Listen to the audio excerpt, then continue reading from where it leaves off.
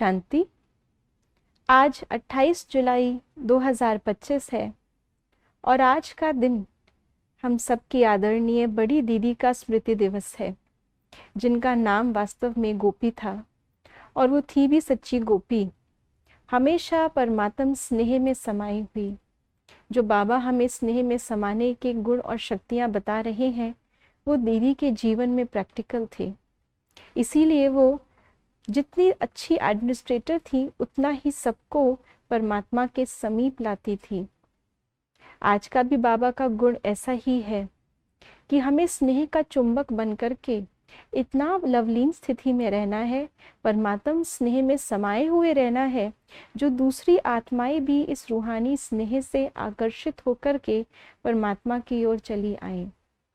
तो ऐसा ही बड़ों को फॉलो करने वाले, बाप समान बनकर बाप समान आत्माओं को फॉलो करके आगे बढ़ने वाली आत्माओं के लिए आज बाबा क्या इशारा दे रहे हैं, आइए सुनते हैं बाबा के अव्यक्त इशारे।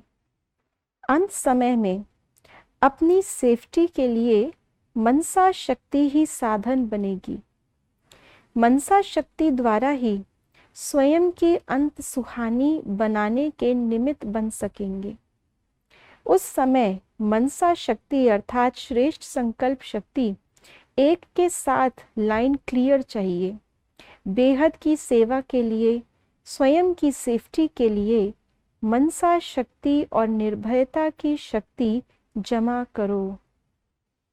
आज बाबा ने हमें मनसा शक्ति को पावरफुल बनाने के लिए, उसके साथ साथ निर्भयता की शक्ति को धारण करने के लिए इशारा दिया है। यूँ तो मनसा शक्ति की आवश्यकता हमें हर कदम पर पड़ती है। बिना मनसा के तो कोई कार्य होता ही नहीं। जब तक आपकी मनसा ना हो, जब तक मन में कोई बात ना आए, तब तक तो हाथ पानी पीने के लिए भी नहीं उठ सकता, हम कुछ बोल भी नहीं सकते, कुछ कर भी नहीं सकते। तो मनसा शक्ति तो हर समय चाहिए। लेकिन फिर भी आज बाबा ने हमें मनसा शक्ति का जो बहुत विशाल रूप है, जो अंत समय हमें काम आने वाला है, उसके बारे में बताया है। बाबा कहते हैं बाकी सब बातें तो ठीक है, लेकिन अंत समय मनसा शक्ति ही स्वयं की सेफ्टी के लिए भी और बेहद की सेवा के लिए भी काम आएगी। और इस मनसा शक्ति को हमें अंत समय अर्जित नहीं करना। जब सारा जीवन बहुकाल का हमारा अभ्यास होगा, तब वो अंत में मनसा शक्ति काम आएगी। कैसे काम आएगी? उस समय पर हर प्रकार की हलचल होगी। बाबा कहते हैं एक तो अपने पुराने स्वभाव संस्कारों की हलचल, जो हम परिवर्तित नहीं कर पाए, वो बड़े रूप में सामने आएंगे। छोटी सी बात भी बहुत बड़ी गलती लगेगी। दूसरा, माया की ऑपोजिशन पूरे फोर्स में होगी, क्योंकि वो माया का लास्ट चांस होगा। इसलिए माया अपना लास्ट चांस पूरी शक्ति से आजमाएगी। तीसरा, अन्य आत्माओं के अंदर जो स्वभाव संस्कार होंगे, उनके कारण भी बहुत उपद्रव होंगे। प्राकृतिक उपद्रव भी कम नहीं होंगे।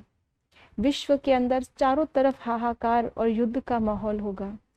अभी तो हम एक दो प्रॉब्लम कोई आती है, कोई एक दो आत्मा अगर हमारी बात नहीं मानती है, विघ्न डालती है, तो हम इतना पुरुषार्थहीन हो जाते हैं, दिल शिकस्त हो जाते हैं। अपने आप को चेक करें। अगर ये अभी हमारी स्थिति है, तो अंत समय इतनी सारी चीज़ों का सामना हम किस शक्ति के आधार पे करेंगे?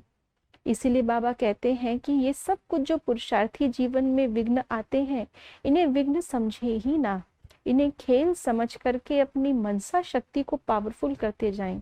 अभी तो एक एक प्रॉब्लम अलग अलग से आ रही है, ट्रायल करने के लिए, ताकि हमें पता चले कि ये भी प्रॉब्लम आ सकती है और हम पहले से ही अपने आप को शक्तिशाली बना लें, ताकि अंत समय जब ये सारी बातें एक साथ आएंगी, उस समय पर अच्छा ये भी हो गया, ऐसे भी होता है, अब क्या करें?